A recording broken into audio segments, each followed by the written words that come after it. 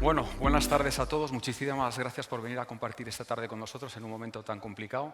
Veo por bastantes caras amigas y, bueno, a pesar de los mercados enemigas, muy poquitas.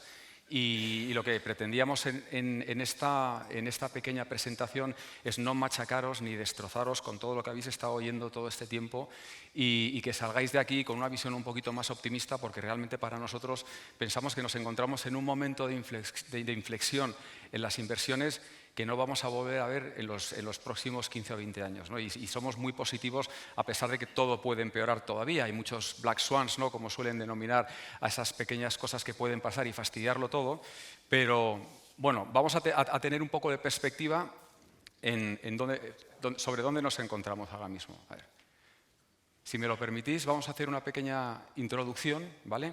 Este es el cerebro humano y luego entenderéis por qué es tan importante que nos centremos en este pequeño órgano de aquí, que es la pituitaria. Este órgano es una glándula que es la responsable de garantizar la supervivencia del ser humano.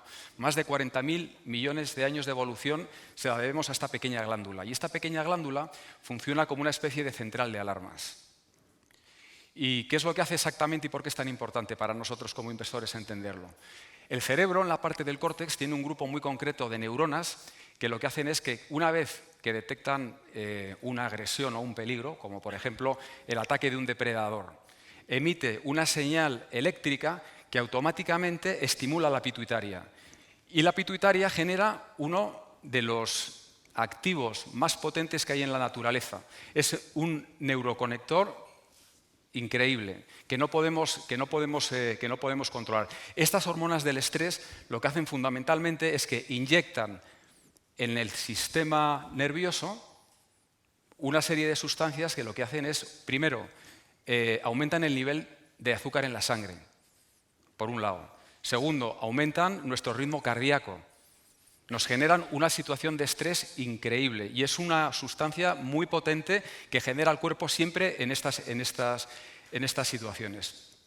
Una vez que nuestro cuerpo entra un poco en colapso, todos habéis sentido el estrés estos días, no dormimos, no comemos, no sabemos cómo escapar de esta amenaza que tenemos, ¿no? Entonces, automáticamente lo que hacen estas hormonas es que activan el sistema nervioso simpático, que es el encargado de defendernos de la agresión.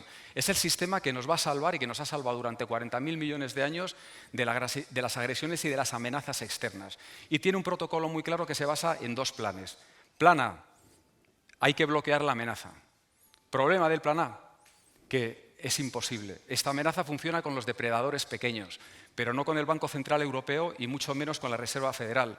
Por lo tanto, el sistema nervioso, una vez que intenta protegernos de la amenaza, del depredador que nos quiere devorar y ve que sigue en su empeño, activa el protocolo número 2. Y este es el más importante de los dos, porque este protocolo es prácticamente infalible. Y nos ha funcionado siempre y ha garantizado que en 40.000 millones de años la especie humana haya conseguido evolucionar y acabar con este tipo de amenazas externas. Y es salir pitando. ¿Y cuál es el problema con esto? Que tampoco funciona. Porque por mucho que corramos, vamos a tener que seguir enfrentándonos a ese mismo temor, a ese mismo miedo y esa misma amenaza. Los bancos centrales van a seguir ahí. Por lo tanto, ¿qué problema? ¿Qué sugieren estas dos fotografías? Que hay tres palabras que más que nada en el mundo estimulan esa pituitaria en el cerebro del inversor: crisis financiera y recesión. Automáticamente el cuerpo intenta defenderse y nos genera una situación de estrés que es prácticamente incontrolable. No podemos hacer nada salvo una cosa: tenemos una salida, y es lo que hemos hecho en esta ocasión. Cuando no funcionan ninguno de los dos protocolos, tenemos una salida sencillísima y que va a solucionar nuestro problema para siempre. Y con esa salida vamos a acabar con las tensiones y con el principal enemigo que las genera: vender absolutamente toda nuestra cartera. Lo vendemos todo fuera, nos quitamos el estrés, ya ha desaparecido el enemigo. Y eso es lo que hemos hecho este año. Prácticamente todos los activos financieros invertibles en el mundo se han vendido de forma totalmente descontrolada. Todo, daba igual, excepto el crudo, por supuesto. Hemos tenido una crisis en Ucrania y una guerra que no contaba nadie con ella. El dólar como refugio y los commodities exactamente por el tema de la inflación y por el problema. El resto hemos salido, hemos vendido, no hemos aguantado la presión y hemos hecho perfecto. Nos encontramos, una vez hecho esto, ya no hay ningún problema. Desaparece el estrés. Y el estrés puede generar enfermedades. Yo entiendo que invertir es muy complicado en situaciones como esta. Pero bueno, una vez que ya ha pasado esto y que hemos visto que hemos sucumbido en un año como este a todas las fuerzas exteriores, a ver si lo hemos hecho bien o lo hemos hecho mal. Esto de aquí es toda la historia de la inversión, de la renta variable y de la renta fija. Y hemos cogido dos cosas, el S&P 500 y hemos cogido la renta fija americana, el bono americano. Entonces, vamos a ver si realmente, actuando de esta forma, conseguimos como inversores ser mejores. Es decir, ¿realmente 40.000 años de evolución nos han preparado para ser inversores y para enfrentarnos a los bancos centrales?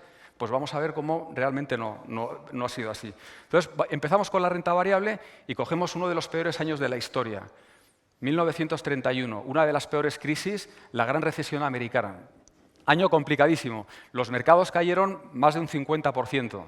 No pudimos aguantar la tensión. ¿Lo hicimos bien o hicimos mal en ese momento? ¿Qué pasó en 1932? Bueno, pues parece ser que sí, que después de unas caídas tan fuertes, menos mal que vendimos, porque al año siguiente las pérdidas siguieron y la Reserva Federal no fue capaz de controlar la inflación hasta un año más tarde. Perfecto. ¿O realmente no? ¿Qué pasó en 1933? El mejor año de bolsa de toda la historia. Un año más tarde.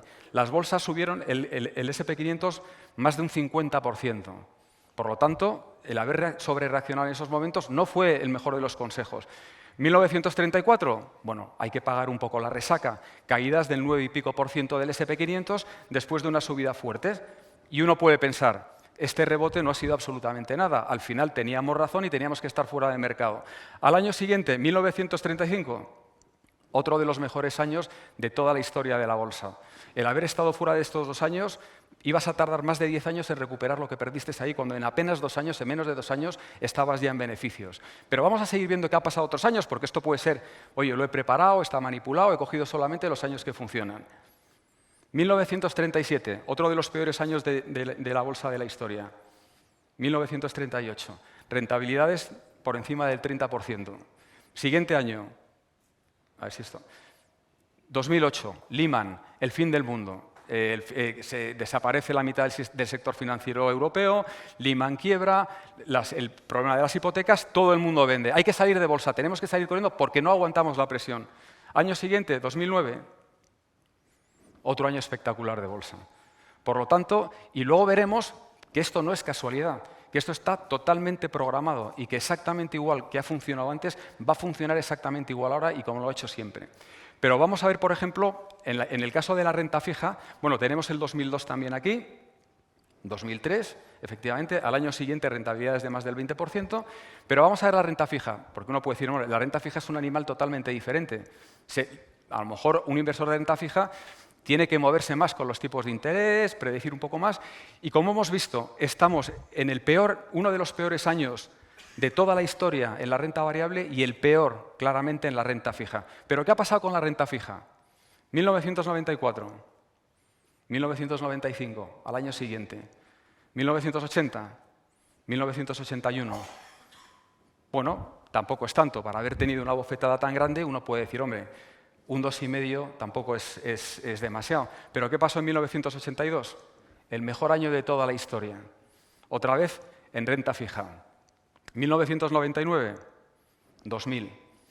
Siempre, y no es por casualidad, y ahora vamos a entender por qué pasa esto de forma constante y por qué en un momento como el actual, donde nuestras hormonas nos están obligando a vender y a salir corriendo, lo peor que podemos hacer es hacerlas caso, porque probablemente estemos en una situación muy parecida, si no el año que viene, muy probablemente a mediados del año que viene será el año siguiente.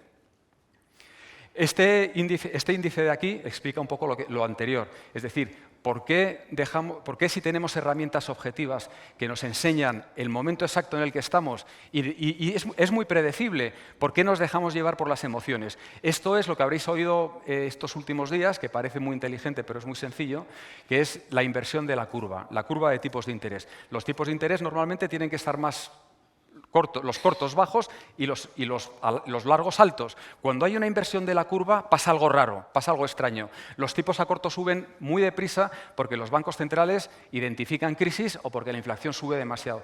Entonces, cada vez esta raya de aquí, cada vez que esa curva se ha invertido, que los tipos a corto han subido más que los tipos a largo, son los puntos donde tocamos y las rayas. Siempre y sin ninguna excepción, cada vez que ha habido una inversión de la curva, hemos tenido o una recesión en Estados Unidos o un accidente en alguna parte del mundo. Constantemente, sin ninguna excepción. Y hoy estamos aquí.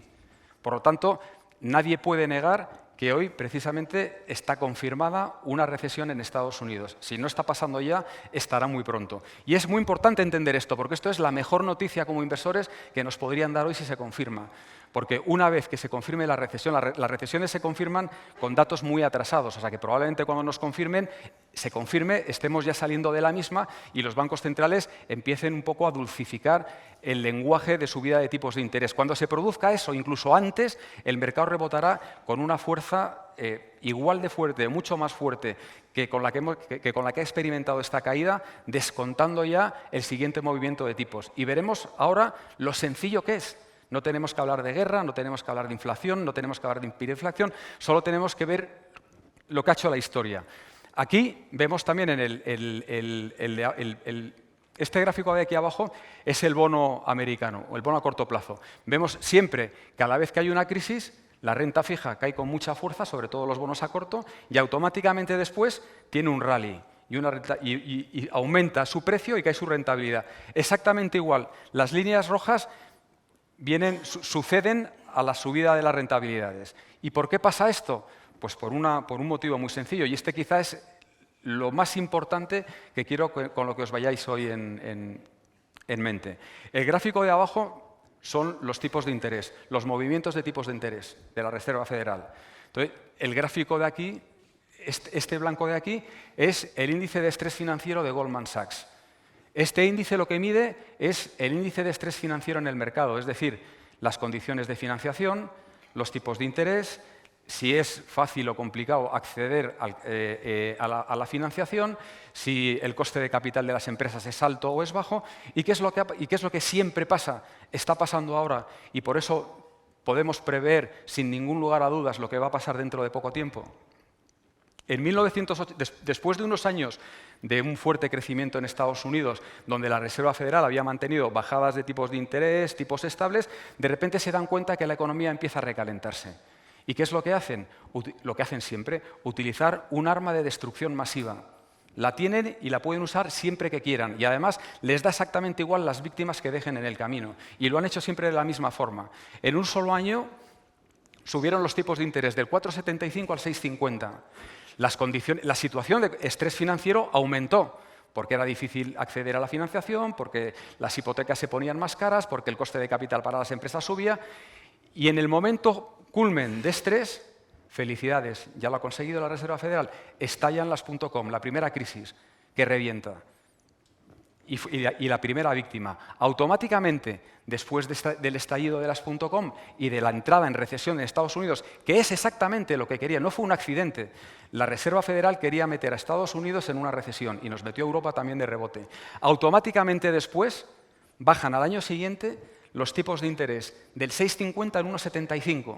Y después de una caída con la subida de tipos de interés del 48,82 viene un rebote del 99,47%. Exactamente lo mismo. Periodo de estabilidad, periodo de crecimiento en Estados Unidos y se empieza a recalentar otra vez la economía.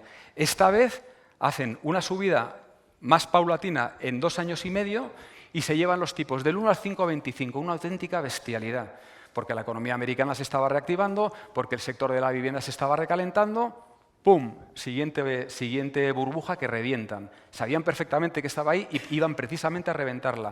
Caída del SP500 del 55,88%. Automáticamente después, por supuesto, otra vez recesión. Automáticamente después bajan los tipos de interés del 5,25 al 1,75, que es una bajada brutal, una bajada radical. Rentabilidad del 324,65% en un periodo de tiempo de 4 años. 4 o 5 años más o menos. Por lo tanto, mirar la diferencia entre, primero, las subidas de tipos y las bajadas de tipos se hacen con la misma violencia. El resultado en las caídas y en los rebotes no es el mismo. Rebota mucho más el mercado, se estimula mucho más la economía. Bueno, volvemos otra vez a lo mismo. ¿Y cómo se pueden volver a equivocar los bancos centrales? Pues lo vuelven a hacer. Volvemos a tener un periodo de rentabilidades altas con la economía bien y empiezan a subir paulatinamente los tipos de interés porque piensan, la economía está fuerte, el mercado laboral está fuerte, vamos a subir los tipos para parar la economía y yo creo que la economía americana lo va a aguantar y que el sector laboral americano lo va a absorber sin problema. Error. Y esta ha sido la primera vez en la historia que un banco central reconoce que se había equivocado. Suben los tipos de interés del 0,50 al 2,5 de golpe. ¡Pum! El mercado bofetón y empieza casi a entrar en recesión Estados Unidos. Si veis la inversión de la curva que hemos visto antes, en este año estaba rozando y la Reserva Federal se asusta y baja los tipos del 5,5 al 2%, hacen una bajada muy fuerte. Y en ese proceso de bajada, que tenemos un rebote del 28,5%, llega el COVID. Nadie contaba con una tragedia como esta y no estaba en los papeles de nadie. Con un resultado bastante curioso, en el mismo año, con una crisis total, donde todos pensábamos que esta pandemia podía ser el final del mundo prácticamente, los mercados caen un 34%, pero acaban subiendo un 14,88%. Porque de repente, con lo que tampoco contaba la Reserva Federal después de un estímulo tan fuerte, es que se iba a encontrar una vacuna. La vacuna para de golpe la pandemia y reactiva la economía con muchísima fuerza. Y tenemos al año siguiente un rebote después de otra bajada de tipos del 2 prácticamente al 0 del 27,2%. ¿Y qué es lo que pasa? Pues lo que ya sabéis. Este hiperestímulo no solamente la bajada de tipos de interés, sino las ayudas fiscales de todos los bancos centrales para los ahorradores, para las empresas, cuando se reactiva de golpe la economía, genera una inflación brutal. Y eso vuelve a generar otra vez más una situación de pánico. Y en esta situación de pánico la Reserva Federal hace una subida de tipos sin precedentes, que es lo que explica que nos encontremos ahora en una situación en que la renta variable y la renta fija han tenido correcciones tan fuertes y que prácticamente todos los sectores han caído. Esta subida de tipos, en pocos meses, nos vamos del 0 al 4,50. Las hipotecas americanas pasan del 2 casi al 7,5%. Y es en el momento en el que estamos ahora. Y el momento en el que estamos ahora es este. Podemos ir el mercado descuenta que podrán llegar los tipos más o menos al 5%.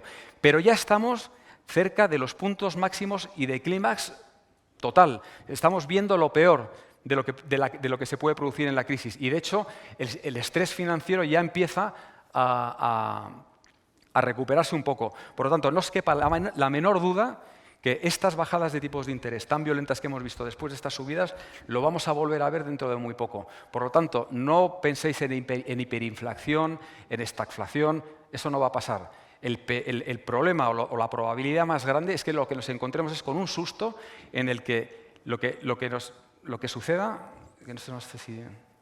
que lo que nos encontremos es todo lo contrario, con lo que no cuenta casi nadie, que la inflación baje de golpe por la subida tan fuerte de tipos de interés que ha hecho la Reserva Federal Americana y que en cierta medida está haciendo el Banco Central Europeo. Si cogemos los 5 periodos más inflacionarios de toda la historia y hacemos una media, así es como se ha comportado. Y si cogemos la inflación ahora y la comparamos, aquí es en donde estamos. Es curioso cómo todas las inflaciones, todos los picos de intereses, todo se comporta de una forma exactamente igual, porque al final está totalmente manipulado por los bancos centrales y es un arma que es muy destructiva, pero que también puede estimular la economía sin precedentes.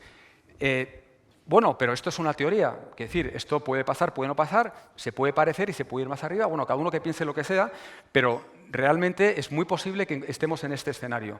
Pero si cogemos, por ejemplo, algo más constatado, si vemos este índice de puntos, ¿vale? Es propiedad de Alpine Macro, que es una compañía macroeconómica de las más importantes que hay en el mundo, y tiene un sistema propio para predecir los movimientos de inflación. Y si os fijáis, siempre ha funcionado. O sea, realmente lo que ellos predecían siempre se ha ido cumpliendo en términos de inflación. Y están aquí. O sea que probablemente lo que vayamos a ver es una caída muy fuerte de la inflación, que la Reserva Federal se ha pasado con la subida de tipos de interés. Lo que esperamos todos es que la Reserva Federal mire esto, es decir, señor Powell, mire esto, no me hable del desempleo, no me hable de la inflación, es un dato muy retrasado. Cuando uno ve los datos de inflación, ha venido sumando otros índices que son mucho más adelantados. Todos los índices adelantados, todos los indicadores de sentimiento en Estados Unidos y en Europa son mucho peores, ya se están dando la vuelta y están llegando al punto en el que te están indicando una recesión. Absolutamente todos. Y estos son todos los índices de sentimiento del consumo, de confianza del consumidor, del business optimism. Todos ya te están diciendo que la subida de tipos de interés está empezando a hacer efecto y que está teniendo un efecto muy pernicioso en la economía, y mucho cuidado con subir demasiado los tipos. Pero es que si además vemos todas las banderas rojas que siempre nos han indicado recesión, recesión, y que no se han equivocado, nunca han acertado el 100% de las veces, todas nos están diciendo recesión, recesión, recesión, recesión. Por lo tanto, Estados Unidos es cierto que va a entrar en una recesión, va a ser prácticamente inevitable, pero pensamos que va a ser una recesión muchísimo más liviana de la que va a entrar Europa. Pero bueno, dicho lo cual, la recesión ya está descontada en los precios actuales. En cuanto se confirme, se va a descontar por los mercados la recuperación. Es más, cuando empecemos a ver datos malos, como datos malos de inflación no, como empecemos a ver datos malos de crecimiento, de compañías que bajan las estimaciones de los beneficios, de quiebras, etcétera, el mercado empezará a subir y empezará a subir con fuerza porque va a descontar la subida de tipos de interés. En Europa, la recesión va a ser muchísimo más profunda. Los indicadores de consumo ya están en récord histórico bajos. Aquí nos va a afectar muchísimo y nos va a afectar porque efectivamente nosotros tenemos una guerra que no tiene Estados Unidos. Para nosotros controlar la inflación es mucho más fácil que para Estados Unidos. Sería mucho más fácil que para Estados Unidos porque nuestra economía no está creciendo con tanta fuerza. Sin embargo, tenemos un problema energético que no vamos a solucionar con los tipos de interés. Entonces, bueno, esta es la situación en la que nos encontramos ahora mismo. Igual, otro gráfico un poco de predicción, si utilizamos lo que ellos llaman el growth tax, es decir, todo lo que afecta al crecimiento, es decir, los tipos de interés, la situación financiera, el encarecimiento de la deuda, etcétera, este es un gráfico invertido. Cuando sube y sube el estrés, baja el PIB. Si veis la correlación, hemos tenido una subida fuertísima de este índice y el PIB europeo va a seguir, sin ninguna duda, hasta entrar en un momento de recesión y de una recesión relativamente fuerte y esperemos que no mucho más duradera. Pero otra vez, esto hoy es una buena noticia. ¿Por qué es una buena noticia? Si nosotros comparamos ahora mismo cómo están cotizando las compañías europeas, nosotros sabéis que somos una entidad global y que invertimos en Estados Unidos, invertimos en Asia y invertimos en Europa. Pero queremos llamar la atención sobre un continente donde parece que todo el mundo ya ha tirado la toalla, ¿no? Y estamos hablando de Europa. El valor relativo, la cotización de las compañías europeas respecto de las americanas está en mínimos históricos. Es decir, muy pocas veces en los últimos 40 o 50 años vamos a encontrar una diferencia de precio tan grande entre las compañías cotizadas europeas y las compañías cotizadas americanas. Muchas de estas compañías son compañías multinacionales que venden en todo el mundo y para los que el mercado europeo es solamente una pequeña fracción. Por último, comentaros, para que entendáis un poco la forma en la que invertimos nosotros, y hablando precisamente de Europa, nosotros desde hace ya bastantes años llevamos invirtiendo en una cartera un poco modelo, que hemos seguido durante bastante tiempo, fundamentalmente europea, que es algo distinto a lo que hacemos normalmente. Esta cartera sigue unos criterios muy sencillos. Zona euro, solamente 25 valores, muy concentrada, con criterios de valoración, criterios de momento y criterios de ESG. Si veis, es una cartera muy activa, donde de las 360 valores que tenemos analizados o que analizamos, invertimos solamente en 25. Y la rentabilidad se ha comportado bastante bien respecto del Eurostoxx. Este es el Eurostoxx 600 incluyendo los dividendos. Pero es más, a pesar de la diferencia de valoración y de cómo lo ha hecho la cartera respecto a Europa, hoy tenemos un potencial del 30,6% frente al 17,6% del Eurostoxx. Es bastante más barata, tenemos un free cash flow yield del 9, del 8 y del 7, casi del 10, frente al 6% de Eurostoxx, un PER mucho más bajo que el Eurostoxx y una rentabilidad por dividendo bastante más alta. Por lo tanto, sigue siendo una cartera con un potencial bastante más alto que el Eurostoxx y con unos ratios de rentabilidad también más altos. Esta cartera desde el 2021 la replicamos en un fondo que es el Best Equities, que antes era un fondo global y ahora desde el 2021 va a replicar esta cartera. Entonces, mensaje final. Perdonadme un poco por la broma inicial de las pantallitas, tal y cual, pero de verdad quiero que seáis conscientes de lo difícil que es controlar la adrenalina en el ser humano, de lo complicado que es, sin tener demasiados datos, aguantar las inversiones y que veáis que históricamente lo peor que podéis hacer en un momento como el actual, que es un momento de inflexión, es dejaros llevar por el pánico, porque no hay ni un solo argumento que apoye una decisión tan nefasta. Y de verdad que estamos cerca del final de esta crisis.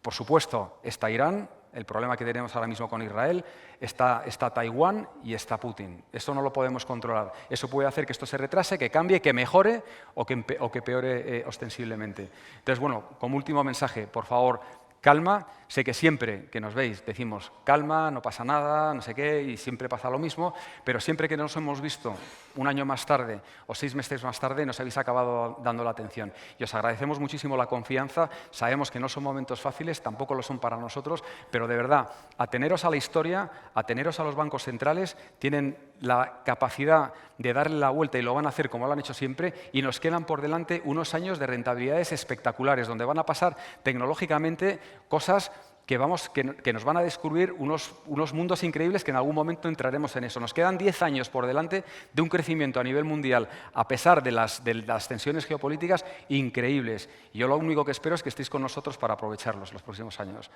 Muchísimas gracias.